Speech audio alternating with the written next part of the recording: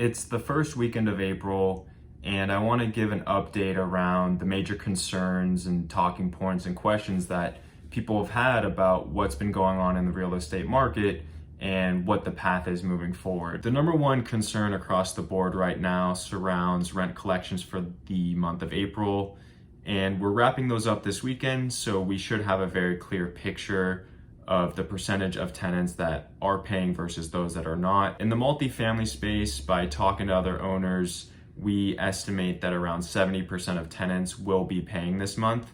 And in the office and retail space, those will definitely be hit a lot harder just because a lot of those businesses are just not open. A lot of owners are getting creative for the tenants that are not paying to help them not fall so far behind on their rents. And they're creating good strategies around payment plans and reductions of rent, whether it's 30%, 50%, and really helping each other out so that owners can still collect rent while tenants don't fall so far behind. The next major question that a lot of people have is, what's the current lending environment?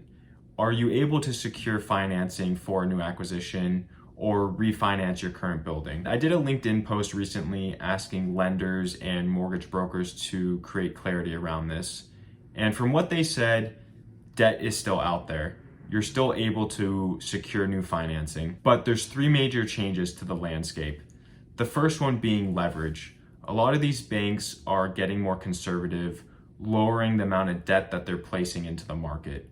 So where you could have gotten a 65 to 70% leverage loan, now maybe it's 55 to 60. A lot of banks are increasing their spread, their margin, from the rate that they're borrowing at and the rate at which they're lending. So interest rates have actually increased during this time. And the third is time to fund.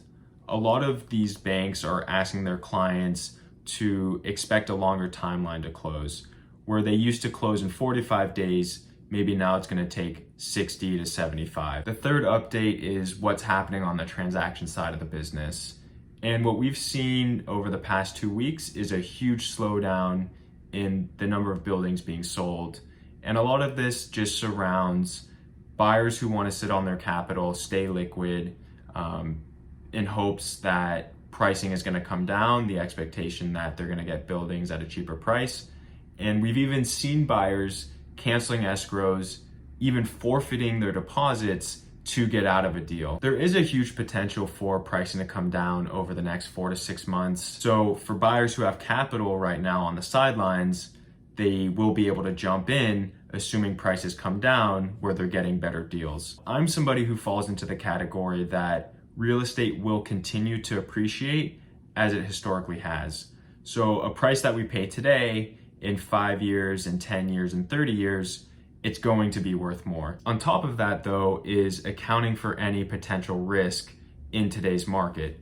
So as long as you can get risk-adjusted pricing to mitigate the risk over the next 6 to 9 months during this period of uncertainty, and pairing that with the fact real estate has historically appreciated and will continue to do so, you should be as optimistic as we are about buying in today's market. I'll continue to do update videos as things develop in the coming weeks, especially around rent collections and the percentage of tenants that are paying rent versus those that aren't, as well as the lending landscape, because that is changing day to day.